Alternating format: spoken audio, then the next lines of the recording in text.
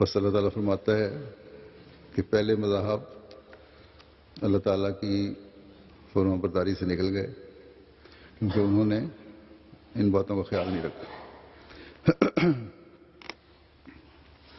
اگر تم نے بھی تقوی کا خیال نہ رکھا، اللہ تعالیٰ کے احکامات پر توجہ نہ دی، اپنے فرائض کی ادائیگی پر غور نہ کیا، تو تم بھی ایسے لوگوں میں شمار ہوگے جو خدا تعالیٰ کی سزا کے مورد بنے،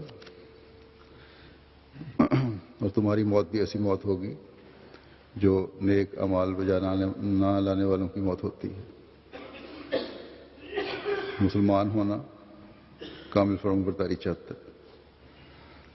بس ایک مسلمان کو ان باتوں کو اپنے مد نظر رکھنا چاہیے۔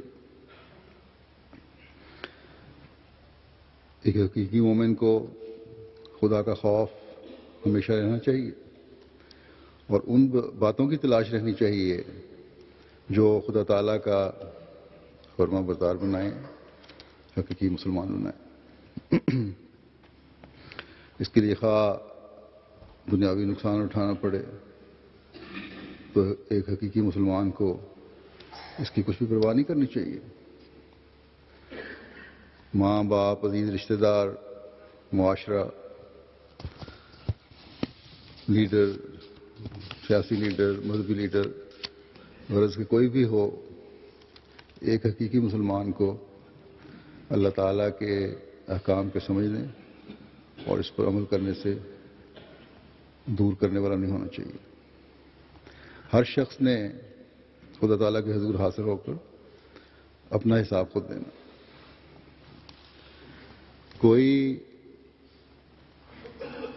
سیاسی لیڈر، کوئی عزیز، کوئی مولوی کسی کو بچانے والا نہیں ہوگا، کوئی پیر، کوئی گدی نشین کسی کا بوجھ نہیں اٹھا سکتا۔